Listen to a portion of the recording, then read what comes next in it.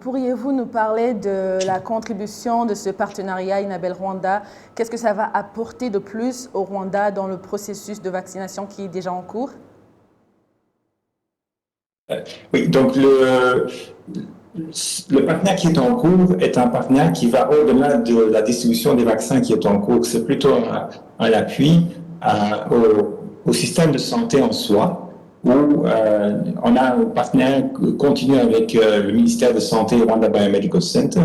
Et dans ce cadre-là, on appuie aussi le Rwanda Food and Drug Administration qui est en charge de la certification et l'assurance qualité des médicaments, des vaccins, des consommables qui sont soit importés, soit produits au Rwanda.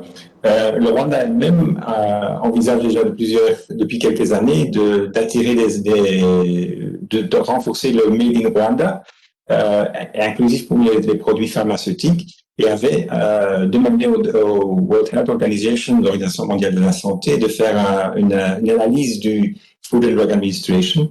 Et sur cette base-là, il y a un nombre de recommandations qui devraient être implémentées pour que l'FDA atteigne le niveau de maturité 3 dans le jargon de l'OMS, qui donnerait en fait plus de confiance au FDA à des futurs investisseurs potentiels dans la production des vaccins au Rwanda. Donc, l'appui qu'on fait actuellement appuie à la fois le contrôle des médicaments, des vaccins qui vont être importés, mais aussi pourrait rendre plus confiance à des investisseurs potentiels pour amener la production de vaccins au Rwanda même, qui fait en fait une ambition que le Rwanda a exprimée, je crois, aussi dans le cadre de l'Union africaine. Quelle a été la contribution de Inabel?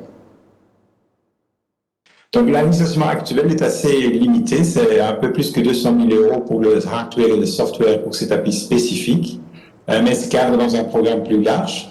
Et nous sommes aussi en train de voir spécifiquement comment, au-delà de l'appui actuellement avec FDA, de davantage lier les applications informatiques avec des applications dans le laboratoire national de référence, dans d'autres laboratoires dans le pays, pour assurer en fait un suivi qui va au-delà de l'entrée dans le pays même, mais aussi au niveau de la distribution et du suivi dans l'utilisation des vaccins et des produits médicaux. Et là, on va probablement arriver à environ 2 millions d'euros dans le futur dans l'investissement de renforcement de systèmes informatiques pour le suivi des vaccins et des médicaments. Lorsqu'on parle de distribution, on n'est pas sûr de la durée. Et par rapport à ce programme, y aurait-il une limite précise, un temps précis par rapport à ce programme?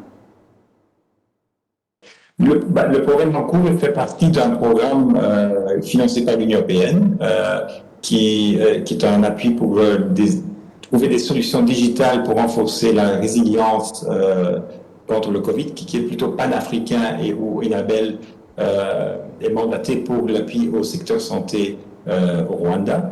Mais le programme bilatéral elle-même, en fait, la Belgique et Inabel sont partenaires du ministère de Santé et de RBC depuis plusieurs années et normalement nous resterons aussi pour autant que Inabel reste au Rwanda un partenaire dans le secteur santé qui est quand même le secteur principal de notre coopération bilatérale.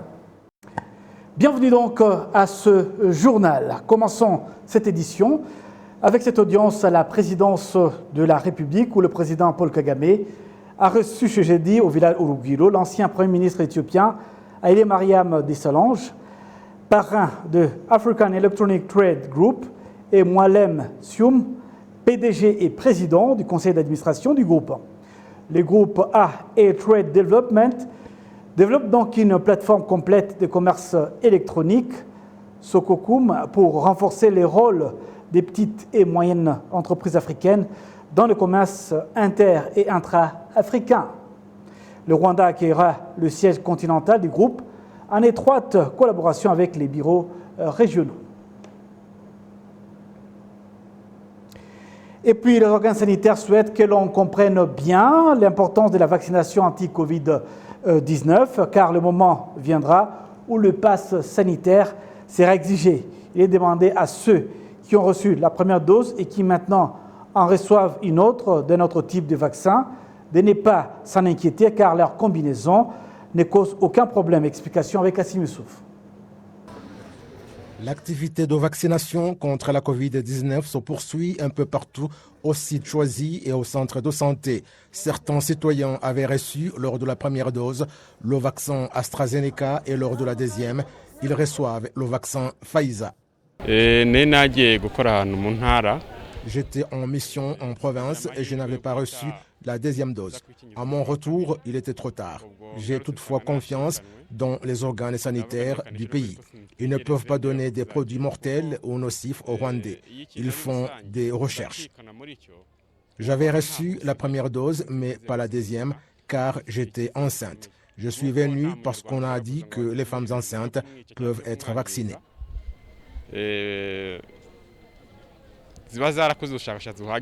La direction du centre de santé de Gikondo en district de Kichukiro indique qu'il continue à accueillir des habitants qui ont reçu la première dose d'AstraZeneca et n'ont pas reçu la deuxième à temps.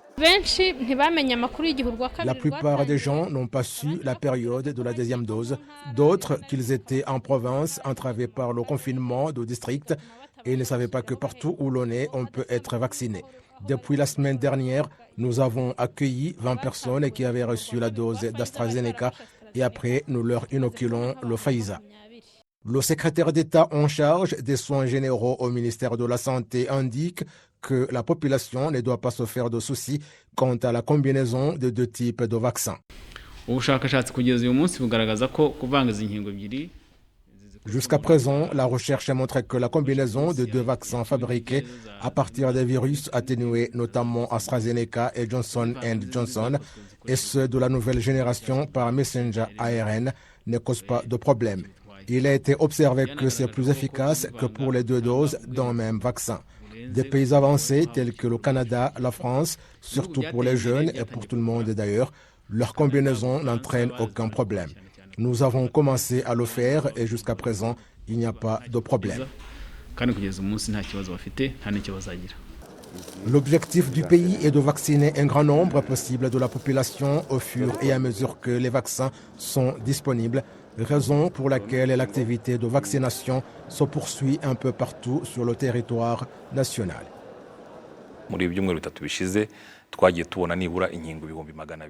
Au cours des 3 dernières semaines, nous avons reçu au moins 200 000 doses chaque semaine et c'est la quantité que nous avons dans notre planification, c'est-à-dire recevoir chaque lundi cette quantité de doses, 220 000 doses de Pfizer que nous distribuons dans tout le pays. Il y a des vaccins homologués par l'ONU tels que Sinopharm de fabrication chinoise. L'OMS l'a homologué et prochainement, nous recevrons environ 200 000 doses. Le vaccin, c'est la solution durable au problème de Covid.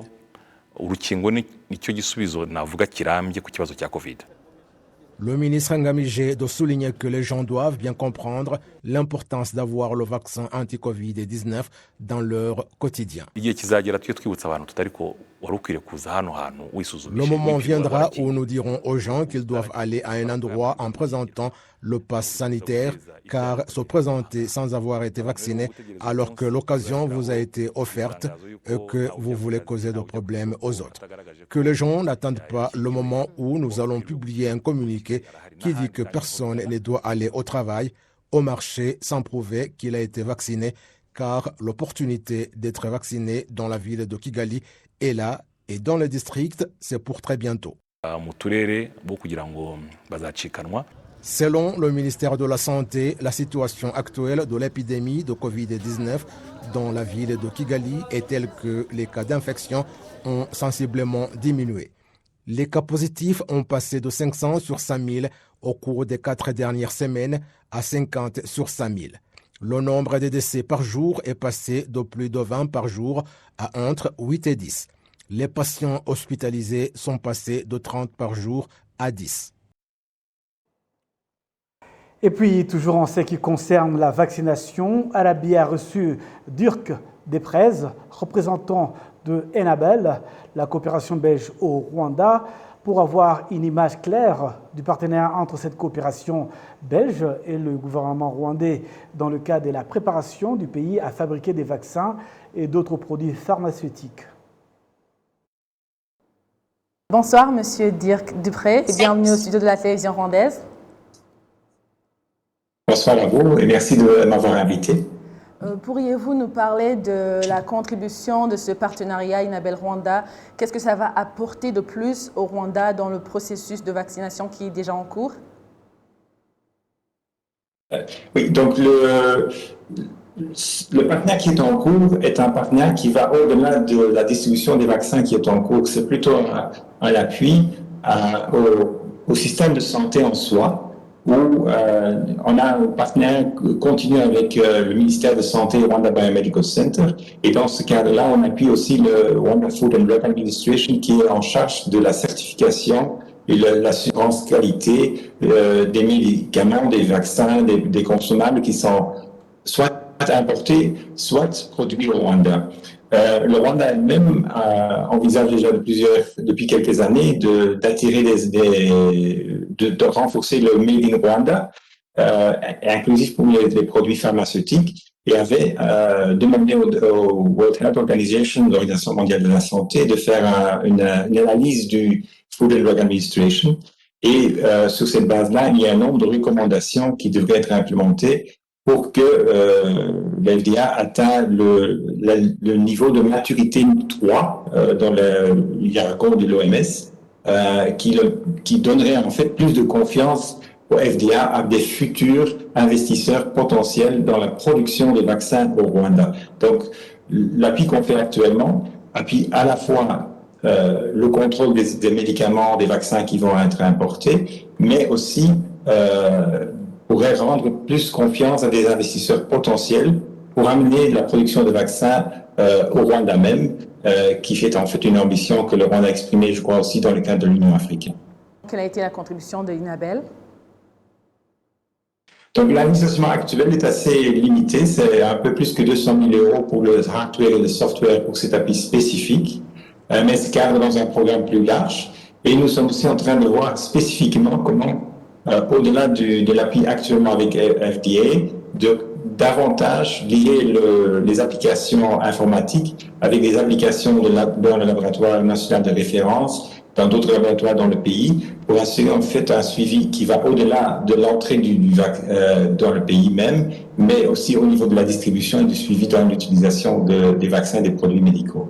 Et là, on va probablement arriver à environ 2 millions d'euros dans le futur dans l'investissement de renforcement de systèmes informatiques pour le suivi des vaccins et des médicaments. Lorsqu'on parle de distribution, on n'est pas sûr de la durée. Et par rapport à ce programme, y aurait-il une limite précise, un temps précis par rapport à ce programme? Le programme en cours fait partie d'un programme financé par l'Union européenne qui est un appui pour trouver des solutions digitales pour renforcer la résilience contre le Covid, qui est plutôt panafricain et où Inabel est mandaté pour l'appui au secteur santé au Rwanda. Mais le programme bilatéral elle-même, en fait, la Belgique et Inabel sont partenaires du ministère de Santé et de RBC depuis plusieurs années et normalement nous resterons aussi, pour autant que Inabel reste au Rwanda, un partenaire dans le secteur santé qui est quand même le secteur principal de notre coopération bilatérale. C'était donc M. Dirk Desprez, qui est représentant de la coopération belge au Rwanda Inabel. Il était au micro de ma consoeur de langue française, Amandine Dukumasabo. Les personnes qui octroient différents services un peu partout au Rwanda apprécient les nouvelles résolutions mises en place par le Conseil des ministres qui s'est tenu ce mercredi au village Urugwiro. Amandine Dukumasabo nous fait le point. Les agents du secteur du transport en commun, celui de l'hospitalité et tous ceux pour qui les nouvelles résolutions du Conseil des ministres sont en leur faveur expriment leur joie et sont prêts à respecter toutes les mesures préventives de la Covid-19. Nous sommes très heureux de pouvoir servir plus de clients, c'est vraiment appréciable. Cette opportunité qui leur est offerte ne devrait en aucun cas être abusée. Le ministre de la Santé au Rwanda, Dr Daniel Ngamije, s'exprime à ce sujet. Les gens doivent comprendre que lorsque nous adhérons tous aux directives de prévention du Covid-19, le nombre de cas d'infection diminue dans l'immédiat. Il est exhorté à tout le monde de continuer à bien observer toutes les instructions sanitaires mises en place pour contenir la pandémie. Le ministre de l'administration locale Gatabazi Jean-Marie Vianney revient sur ce qui devrait être la priorité après les nouvelles résolutions mises en place par le Conseil des ministres. Plusieurs personnes sont à présent préoccupées par la préparation des mariages car ils sont désormais autorisés et le nombre de participants a augmenté, mais nous devrions tous nous concentrer davantage sur le respect des mesures préventives afin de protéger nos vies. À partir de ce jeudi, les heures de travail de services essentiels autorisées à fonctionner ont été prolongées de 17h à 19h et le couvre-feu est désormais à 20h. La suite de cette édition, avec donc ce rapport sur le développement humain du Programme des Nations Unies pour le développement PNUD, qui montre que le Rwanda se classe au premier rang mondial en termes d'accélération de développement humain dans son ensemble sur la base de chiffres de 1990 à 2017. Suivez. L'enquête est basée sur une variété d'indicateurs de développement humain, notamment l'espérance de vie, le taux d'espoir de démarrer et de maintenir les écoles et la communauté génératrice des revenus, connue sous le nom du PIB par habitant, et tenant compte du genre et de la gouvernance. Les experts du PNUD, le Programme des Nations Unies pour le développement, qui ont compilé l'enquête, ont constaté que leurs recherches ont révélé que le programme lié aux solutions nationales telles que Girinka, VUP, Imihigo et l'assurance maladie et communautaire conjointe jouaient un rôle important dans le bien-être des Rwandais par rapport à d'autres pays. Maxwell Gomera, représentant du PNUD au Rwanda, affirme que la diligence et la volonté des Rwandais sont ce qui a accéléré le développement du pays.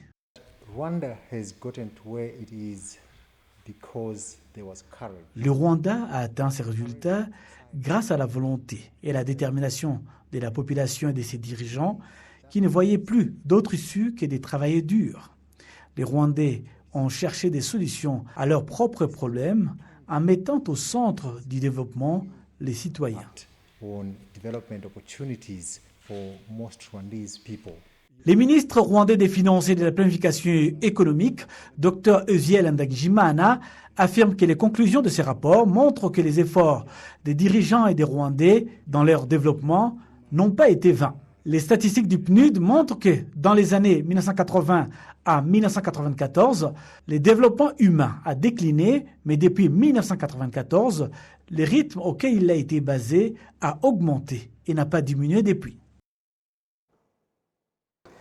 Poursuivons cette édition avec les responsables des institutions de lutte contre la corruption en Angola et au Rwanda qui indiquent leur détermination à lutter plus activement contre toute forme de corruption. Les services angolais indiquent apprécier les enseignements pris auprès de la police rwandaise en la matière. Amandine Dikoumassabo nous fait le point.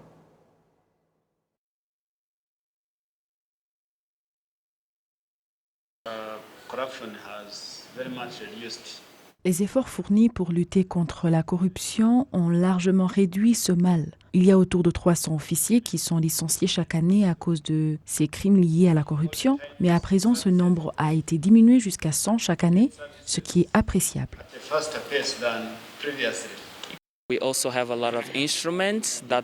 Chez nous, nous avons de très bons matériels pour lutter contre la corruption. L'inspecteur général de la police est revenu sur le fait qu'il n'y a pas de petite ou grande corruption et que personne n'est à l'abri des sanctions irrelatives.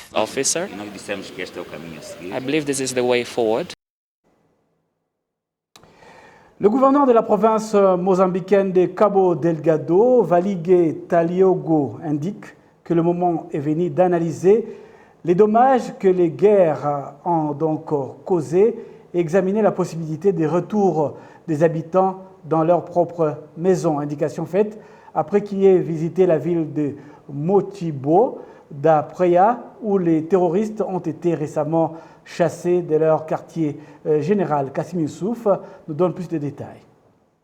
Depuis leur arrivée au Mozambique, les forces armées rwandaises n'ont rien fait d'autre qu'attaquer les grandes bases de terroristes par de différents axes. Certains sont partis de Afungi Mosimba d'Apraya sur un trajet d'environ 80 km et d'autres sur l'axe Moueda-Motimba long de 95 km. Le point de ralliement des deux troupes était la ville de Motimba d'Apraya où ils ont chassé les rebelles de leur quartier général. Dans chaque axe, les forces armées et de police du Rwanda ont libéré différentes villes. Ils ont d'abord libéré Diaka à 20 km de Mweda, où l'on observe encore des vestiges de la guerre, tels qu'un char de combat de l'armée nationale que les terroristes ont incendié avant l'arrivée des forces armées rwandaises au Mozambique. Avant d'arriver au centre d'Awase, à 26 km de Mweda, où s'est déroulé un combat intense, on passe à la station d'électricité que les terroristes ont détruite alors qu'elle alimentait en électricité 5 districts. À chaque axe que les forces armées rwandaises ont emprunté, l'on y trouve des informations qui relatent le déroulement de la guerre. 4 jours après sa libération, le gouverneur de Cabo Delgado, Valige Teliabo, a visité la ville de Musimba da Praia. Il a d'abord foulé les pieds à l'aérodrome de Musimba da Praia que les terroristes utilisaient comme leur quartier général. Le gouverneur de Cabo Delgado indique que la dernière fois qu'il a visité cette ville, c'est en mai 2020. Il a d'abord visité le port sur l'océan Indien et ensuite des infrastructures dont des écoles et hôpitaux. Lors d'une conférence de presse, le gouverneur de la province de Cabo Delgado a félicité le leadership du Rwanda qui s'est engagé aux côtés du Mozambique pour combattre les terroristes. Then I want to thank also His Excellency President of Rwanda, President Kagame.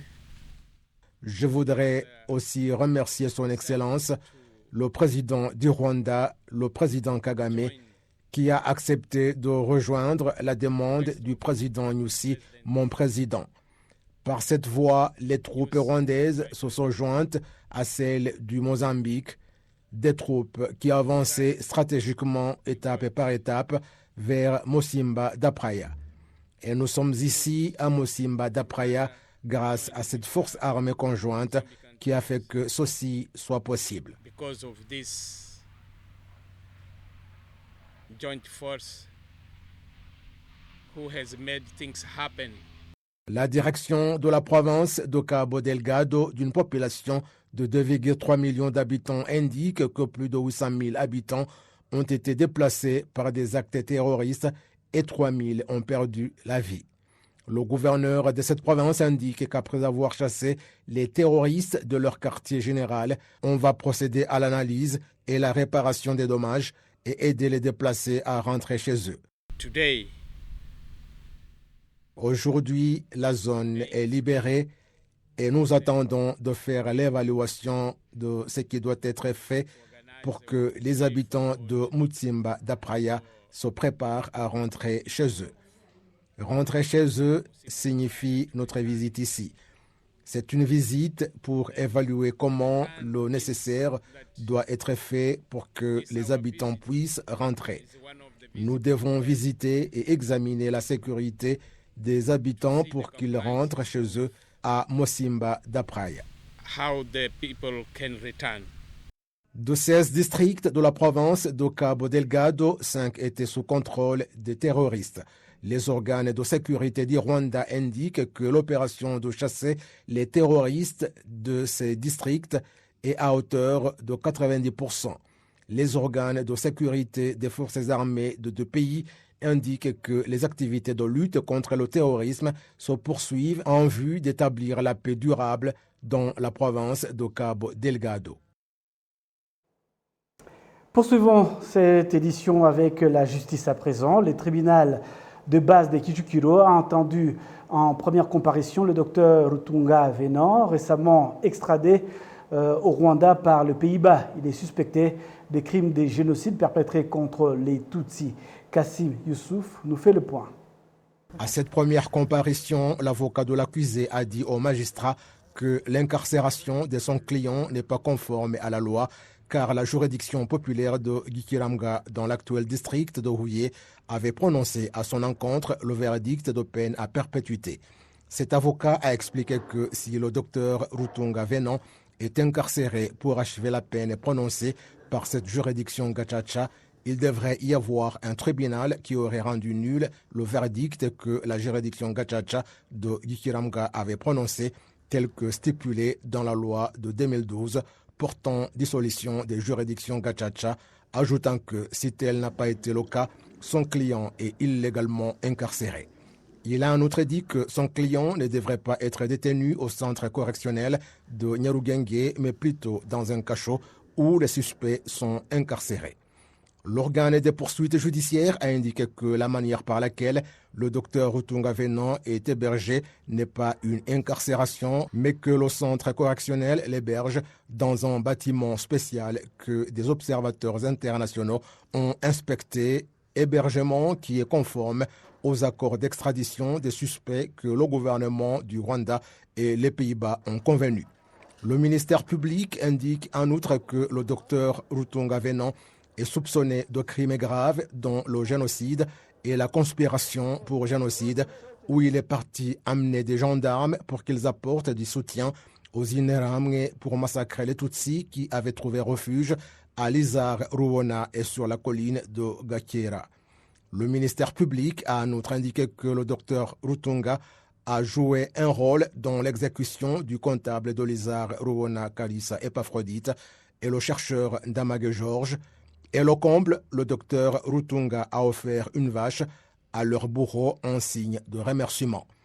Il est également soupçonné d'avoir joué un rôle direct dans le massacre des Tutsis qui s'étaient réfugiés à Lizard, Ruona, dans l'actuel district de Huye, en provenance des communes de Ruhasha, Rusatira, Mbazi, Maraba et d'autres en provenance de l'ancienne préfecture de Gikongoro en 1994. Dans sa défense, le docteur Rutunga Venant a nié d'avoir joué un rôle dans tous les crimes dont il est accusé, mais admet qu'il est allé trouver le préfet de Butare, Sylvain Sanzimana, pour lui demander le soutien des gendarmes pour assurer la sécurité de ceux qui avaient trouvé refuge à Lizard, Ruona, et qu'à son retour, il trouva que les criminels avaient pillé ses habitations et celles d'autres agents de Lizard. L'organe des poursuites judiciaires a demandé au tribunal de le laisser encore en détention pendant 30 jours, car l'on craint que s'il est libéré, il peut fuir la justice ou entraver l'enquête qui se poursuit. La décision du tribunal sera prononcée mardi prochain, le 17 août. Le docteur Rutunga Venant est le 4e Rwandais extradé par les Pays-Bas pour qu'il soit jugé par des tribunaux rwandais sur les crimes de génocide perpétrés contre les Tutsis. Il est arrivé au Rwanda le 26 juillet. Il est poursuivi de crimes de génocide perpétrés contre les Tutsis, la complicité sur le crime de génocide et l'extermination de masse comme crime contre l'humanité. Certaines études réalisées au Rwanda montrent que les femmes maraîchères qui produisent ou vendent des légumes et des fruits sont confrontées à un défi de taille en ce qui concerne la conservation de leurs produits, surtout en cette période des pandémies de Covid-19. Le ministère de l'Agriculture et des Ressources animales et ses partenaires tentent de trouver des solutions à ces défis. Les femmes qui produisent ou vendent des légumes et des fruits à travers le pays pensent que leur entreprise a ralenti en raison des pertes qu'elles subissent en raison des soucis en ce qui concerne la conservation de leur production, mais aussi par le fait qu'elles doivent respecter la réglementation de 50% de la capacité des marchés en ce qui concerne les mesures sanitaires. Elle indique qu'elles perdent aussi une grande partie par manque de réfrigérateurs, d'où le gaspillage de leurs produits. Comme vous pouvez le voir, nous sommes confrontés à des pertes, car nos fruits sont trop mûrs, mais nos clients n'en veulent pas. Nous allons donc certainement faire face à des pertes. Une étude menée par Catholic Relief Service, une agence humanitaire internationale, dont les conclusions ont été publiées ce jeudi, entre mai et août, montre l'étendue de ce problème et suggère des recommandations pour les résoudre.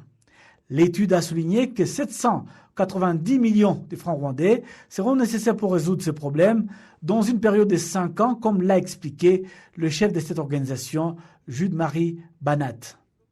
L'étude a interrogé 466 femmes dans 14 marchés dans le district de Kigali, Rwamagana et Rubavu. Il a constaté que la plupart de ces vendeurs de légumes et des fruits n'avaient pas un investissement de plus de 50 000 francs rwandais pour leur permettre de contracter des crédits financiers pour investir dans des machines de refroidissement.